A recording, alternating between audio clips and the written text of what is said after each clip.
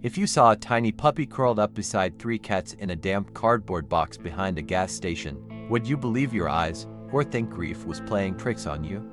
That's exactly what happened to Martha Hill, a 68-year-old widow, on a bitter January morning in Vermont. Just 6 weeks earlier, she had buried her husband, Harold, after a short and brutal fight with cancer. Since then, each day had blurred into the next, silent breakfasts, untouched crossword puzzles, and coffee that never tasted right. Martha didn't cry much, she had passed that phase. Instead, there was only a deep, echoing stillness that clung to her like a second skin. On that morning, she had bundled up for a short trip to refill Harold's heart medication, the one she still couldn't bring herself to throw away. She didn't expect to stop behind a gas station. She didn't expect to hear the faint sound of crying. And she definitely didn't expect that a whimper would pull her back to life. The box was wedged between a dumpster and the brick wall, partially covered by a torn black trash bag. At first, Martha thought it was a pile of rags or maybe discarded groceries. But then the bag moved, and she heard it again, a soft, high-pitched whine, followed by the unmistakable sound of purring. Curious and cautious, she approached, each step crunching over ice and old cigarette butts. As she peeled back the bag, her breath caught. A tiny brown puppy lay in the center, shaking uncontrollably, surrounded on three sides by what looked like full-grown cats. The cats weren't aggressive, they didn't hiss or scatter. Instead, they remained still, their eyes locked on Martha, as if daring her to touch what they had claimed. The puppy, perhaps 5 weeks old, was a skeleton wrapped in matted fur. Its ribs showed, one ear was chewed, but its eyes were alive. Martha had never been much of an animal person. That had always been Harold's thing. He'd talk to dogs on the street like they were old friends. Martha preferred birds at a distance, and maybe squirrels on the porch. Pets were messy, complicated, loud, but in that moment, kneeling in the slush, something inside her shifted. She took off her glove and reached into the box, expecting the cats to bolt. They didn't. In fact, one leaned in closer to her hand, touching it gently with its head. The puppy, meanwhile, didn't move at all. It just looked at her, eyes wide and wet, like it had been waiting for her. Martha swallowed hard. She hadn't felt needed by anything or anyone in over a month. She reached for her phone to call someone, animal control, a shelter, anyone, but there was no service behind the building. The gas station door was locked, probably closed for winter maintenance. She stood for a long moment, the wind cutting through her coat, considering what to do. Leave them, walk away, hope someone else found them. But as the puppy let out another soft cry, she couldn't. Not after the way it had looked at her. Not after all the things she'd lost. So she pulled off her scarf, wrapped it gently around the dog, and lifted the entire box into her arms. It was heavier than it looked. The cats didn't run. They sat beside the puppy like silent guardians, their fur brushing against his small body. Her car was warm, the engine still running. She set the box carefully on the passenger seat, then opened the back door. To her amazement, the three cats leapt in without hesitation, one by one, settling into the seat like they'd done it 100 times before. Martha laughed, not because it was funny, but because it was surreal. In a life where everything had fallen apart, here she was, chauffeuring a box of stray animals. She reached out to stroke the puppy's head, and it gave the faintest wag of its tail. The movement made her eyes sting. She hadn't seen joy, not even a flicker, in weeks. And now, this tiny thing was wagging its tail for her. Driving home, Martha felt an old instinct she hadn't known was still in her. One hand on the steering wheel, the other resting lightly on the box, she spoke softly. "You're safe now, little one." The puppy nestled deeper into the scarf. The cats purred louder. There was a warmth in the car that had nothing to do with the heater. For a moment, Martha didn't feel like a widow or a woman lost in grief. She felt like someone who mattered, someone who had made a choice and who wasn't alone anymore. At home, she rushed to prepare a place for them. Old towels went into the laundry basket. She poured a bowl of warm milk, opened a few cans of tuna, and set everything near the heater in the corner of her kitchen. The cats immediately made themselves at home, grooming one another and curling into a pile. But the puppy wobbled on his legs, following her slowly through the room, like he was trying to memorize her shape. When he finally collapsed onto her slipper, Martha froze. He didn't want a bed, he wanted her. And that ended her more than anything else. She named the puppy Buttons, because of the way his round eyes reminded her of the old sewing kit Harold used to keep in the hallway drawer. She didn't name the cats, not yet. Something told her they already had names, ones she couldn't hear. That night, she stayed on the floor beside them long after midnight. The television hummed in the background, ignored. Her phone buzzed and read, the world outside didn't matter. All that mattered was that for the first time since Harold died, the silence in her house was filled with breath, movement, and life. Just as she began to doze off, Buttons let out a tiny bark, barely more than a squeak. The sound made the cats perk up, but they didn't run. Instead, one cat stretched across Martha's lap, while another pawed gently at the puppy's side. The third curled up near Martha's shoulder, and in that small, quiet, impossible moment, she felt something she hadn't dared to feel in weeks: hope. Not the loud, blinding kind, the small kind. The kind you whisper to yourself in the dark when no one's listening. The wind outside howled, the heater rattled. Martha, surrounded by four warm bodies, closed her eyes and let herself be still. She didn't know what tomorrow would bring. There would be decisions to make, money to spend, vet visits and messes, but for tonight, she had company. She had warmth. She had something to protect. And, just maybe, she had something to live for again. The next morning, Martha woke to the sound of claws tapping softly against her kitchen tiles. Buttons was already up, following one of the cats from room to room like a shadow, still unsure of his place in this new world. He limped slightly, his right front leg weak and trembling, likely from an old injury or sheer exhaustion. One of the cats, a gray tabby with torn ears, would stop every few steps, looking back at him, as if offering guidance. Martha sat at the edge of her recliner, clutching a warm mug of coffee that she couldn't bring herself to drink. She was still in her robe, still unsure whether this was kindness or foolishness. She hadn't planned to keep them. She told herself that all night. But now that they were here, how could she send them away? She called the local animal shelter around 8 a.m., her voice trembling slightly. The woman on the other end was kind but firm. They had no room for adult cats at the moment, especially strays without known history. As for the puppy, she said he might have to be separated from them during intake and evaluation. That made Martha's chest tighten. Separated, after seeing how the cats had guarded him, slept curled around him, kept him warm with their bodies in the snow. She couldn't imagine him alone, behind a cage, crying for companions who wouldn't be there. The woman added gently that stray litters were common this time of year. People dropped animals off behind stores often. It happened. Martha thanked her and hung up. Her hand stayed on the receiver for several seconds afterward. She wasn't sure what made her open her laptop next. Maybe she was looking for another shelter, or a vet, or even a rescue group. But somehow, she found herself on a pet health forum, posting a blurry photo of Buttons surrounded by the cats. She titled it, "Puppy Raised by Cats, What Should I Do?" Within minutes, comments poured in, some kind, some skeptical, others amazed. A retired vet from Michigan wrote that pups bonded to them. Break that and you'll break his heart. Another woman offered advice on feeding. One message in particular stood out. Sometimes the family we get isn't the one we expect, but it's the one we need. Martha read it twice. By noon, she was in town buying pet food, flea shampoo, and a used kennel from the thrift store. The clerk, a teenage girl with bright purple hair, smiled and asked, "Getting a new dog?" Martha hesitated before answering, something like that. The girl didn't push, just rang her up. On the way home, Buttons vomited in the back seat from nerves. One of the cats climbed onto the passenger headrest and stared at the road like a sentry. Martha talked softly to them the whole way, not because she expected them to understand, but because it felt less lonely than silence. Back home, the real work began. She cleaned Buttons in the sink, gently washing around his sores, while he whimpered and tried to climb out with his weak little legs. One cat, the smallest, all black with a crooked tail, jumped up onto the counter and watched protectively the entire time.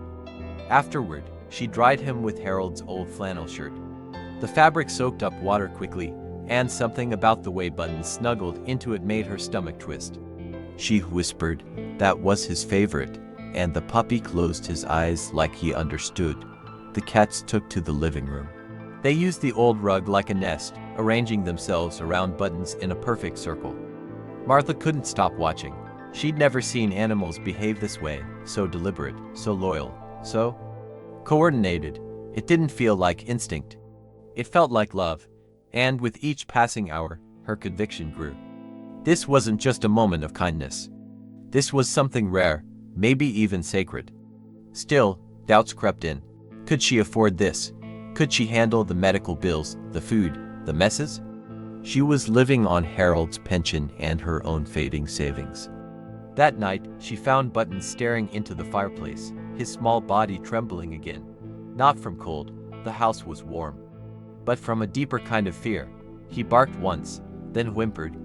One of the cats, the gray one, walked over and curled around him without hesitation. Martha watched them from the hallway, her heart in her throat. She knew what she had to do. She couldn't just be their temporary stop. They had chosen her. And somehow, in their silent, feral way, they had healed something in her too.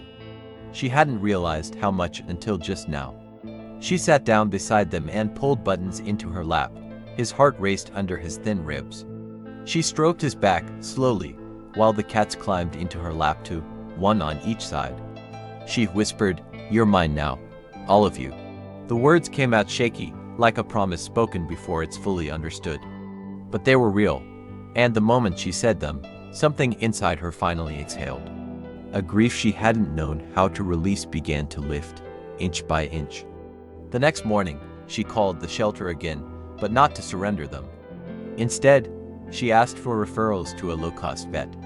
She wanted to get all of them checked out, vaccinated, treated, made official. The receptionist recognized her voice and smiled through the line. "Looks like you've got yourself a little family," she said. Martha didn't argue.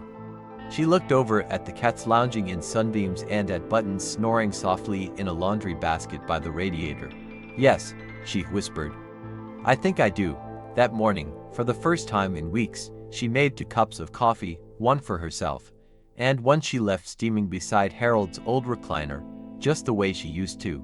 The vet's office smelled like antiseptic and wet fur, a scent that hit Martha the moment she stepped inside with Buttons cradled in her arms and the 3 cats following calmly in a pet stroller she borrowed from her neighbor.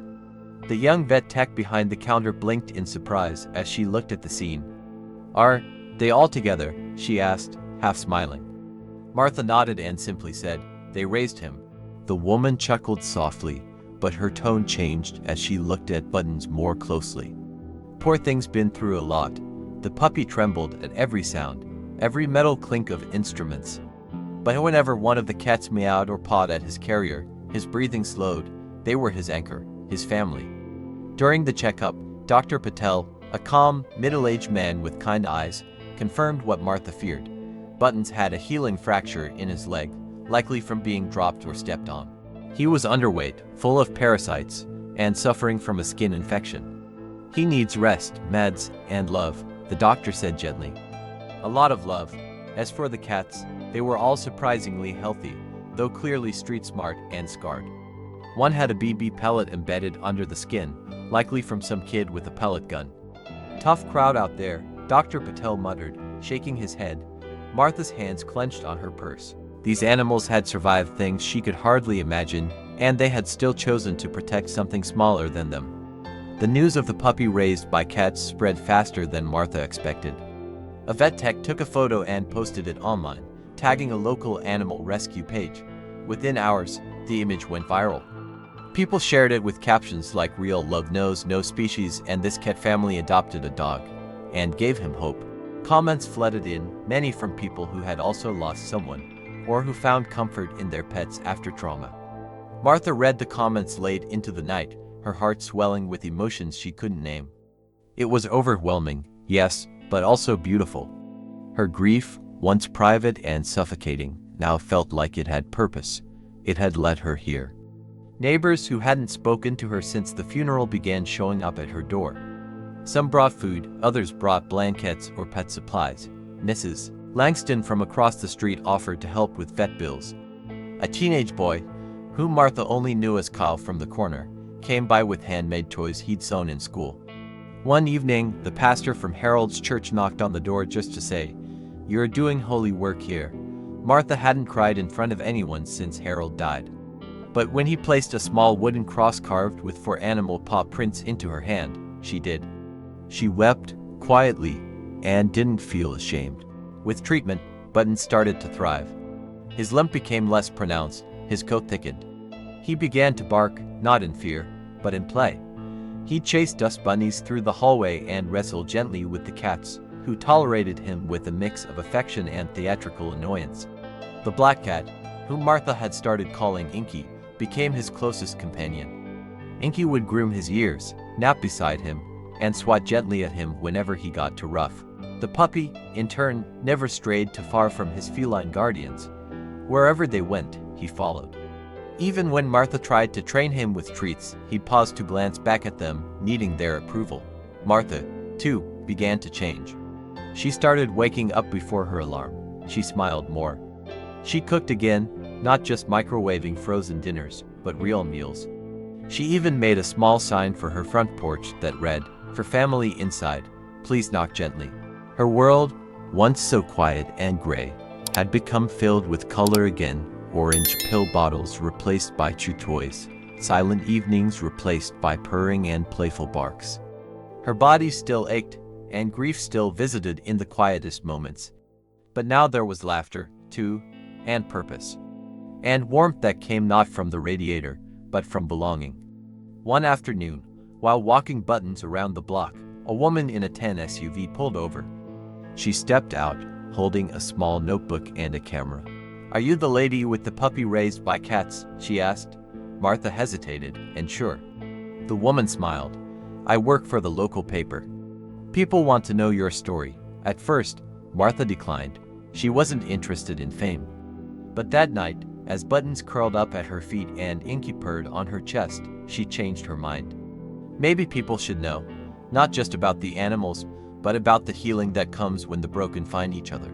The article ran 2 days later with the headline, "Grief, Love, and Fur: How a Puppy and 3 Cats Saved a Widow's Life." The photos showed Buttons nestled between his feline family and Martha smiling gently beside them, wrapped in a shawl Harold had bought her years ago. Letters started arriving soon after, handwritten notes from widows, veterans, people in hospice, even children who had lost pets. Some included photos, others poems. One simply read, "Thank you for reminding me that love comes in all shapes, even furry ones." Martha kept each letter in a shoebox she labeled miracles. She didn't consider herself a rescuer. If anything, she believed the animals had rescued her. Each time she looked at Buttons playing with his adopted siblings, she saw proof that brokenness doesn't mean the end. It can be the beginning. Each scar, whether on a paw, a heart, or a memory, told a story of endurance. She had gone from counting down the hours of her days to wishing they had more hours in them. Her house, once a place of mourning, had become something else entirely, a sanctuary. A place where no creature was too small to be protected and no soul too lost to be loved. One night, just before bed, Martha lit a candle for Harold. She whispered, "You'd love them," then added, "They saved me." In that quiet moment, Buttons walked over and placed his paw on her lap. The cat soon followed, rubbing against her legs like clockwork. And there, with her strange little family gathered around her, she knew the truth. She hadn't just taken them in. They had taken her in, too. Martha's home no longer smelled like dust and liniment. It smelled like tuna, wet fur, and the soft powder of puppy shampoo. The curtains were always open now, letting in sunlight that turned the hardwood floor into a patchwork of warmth. Buttons had claimed the space under the kitchen table as his fort, dragging in socks, toys, and occasionally cattails. The cats, now officially named Inky, Marble, and Patch, had their own routines, sunbathing, knocking plants off shelves, and curling around Martha's ankles like living shadows. Each day felt fuller, louder, alive. And each night, Martha would sit in her armchair, petting whatever animal claimed her lap, and whisper, "Thank you for staying." The change in her didn't go unnoticed. Her daughter, Megan, who lived in Chicago, had grown worried after Harold's funeral. She tried calling, visiting, even suggesting grief counseling, but nothing seemed to reach her mother. Until now. Megan arrived unexpectedly one Sunday, suitcase in hand, prepared for another silent, heavy visit. Instead, she was greeted at the door by a barking puppy and 3 suspicious cats. "Mom," she'd said, stunned, as Martha opened the door with flour on her hands and a smile in her eyes. "You, baked," Martha nodded, tears welling. "And I have a family now, 4 of them." That weekend, they sat at the kitchen table eating blueberry scones and watching Buttons try to catch his tail. Megan cried as she watched her mother laugh again, really laugh, for the first time in months. "They brought you back," she whispered. Martha nodded. "They didn't just bring me back. They stayed when I couldn't." Megan posted a photo of the scene to her social media, and again, the story traveled, this time even further. Animal groups, grief forums, even parenting blogs began sharing Martha's story, not as a quirky headline, but as a testament to the power of connection across species, generations, and wounds. Soon, local schools invited Martha to speak at assemblies about kindness to animals. She always brought Buttons, now healthier, heavier, and proud in his tiny blue vest labeled Ambassador. The cats, too skittish for public appearances, stayed home, but their pictures adorned every slideshow. Martha never lectured, she just told the story, plain and true. A dog raised by cats, a widow raised by them all. She ended each talk the same way. You don't choose family by blood. You choose it by love. And sometimes, they have pause. The community rallied behind her. With help from a local rescue and a few generous donors, Martha launched a small initiative called Second Circle, a program pairing senior citizens with rescue animals that were often overlooked: older cats, bonded siblings, disabled pups. The program didn't just find homes for pets, it found purpose for people. Volunteers came to help with transport, vet visits, even home renovations to make spaces more pet-friendly. One elderly man adopted a 3-legged cat. Another woman, battling depression, found joy in bottle-feeding abandoned kittens. Martha visited each home, bringing Buttons along as a symbol of what love could rebuild. Even the local council took notice. At a Springtown meeting, they awarded Martha the Community Healing Award. She stood on the small stage in a thrift store blazer, Buttons perched beside her in a baby carrier, and accepted it with humility. "I thought my story ended when Harold died," she told the crowd, voice shaking. But it didn't, it just changed shape. The applause was thunderous. Afterward, strangers approached her, not for autographs, but for hugs, to say thank you. To say they had lost someone too, and maybe now, they were ready to open their door again. Inside her home, legacies formed in the quiet moments. Buttons no longer trembled when thunder rolled. He'd simply crawl under Martha's arm, while Inky curled on her feet. The cats had their favorite spots, one on the window ledge, one on Harold's old chair, and one always in the laundry basket. Martha would watch them as she sipped her tea, remembering the cold box behind the gas station. It could have ended there. But it didn't. Because she listened. Because she stopped. Because she chose to love what the world had left behind. In the hallway, she hung a small frame above a row of hooks for leash and collars. Inside it was a photo of Buttons, surrounded by the 3 cats, all sleeping in a warm pile. Below it, in simple script, were the words, "Rescued is just the beginning." Every time she passed it, she touched the frame and whispered Harold's name. It wasn't about grief anymore, it was about gratitude. For the years they had, for the lessons he left her with, and for the second chance she never knew she needed. On the 1-year anniversary of that freezing morning, Martha returned to the gas station. She stood beside the dumpster where the box had been. This time, she wasn't alone. Buttons walked proudly at her side, tail wagging. A candle flickered in her hand, protected by a glass jar. She placed it gently where the box had once been and whispered, "Thank you for bringing me back." The wind howled, the trees shook, and somewhere in the distance, a cat meowed. Martha smiled. She turned, walking home with Buttons trotting beside her, not just a puppy anymore, but a miracle with paws. She didn't just save a dog, she found herself.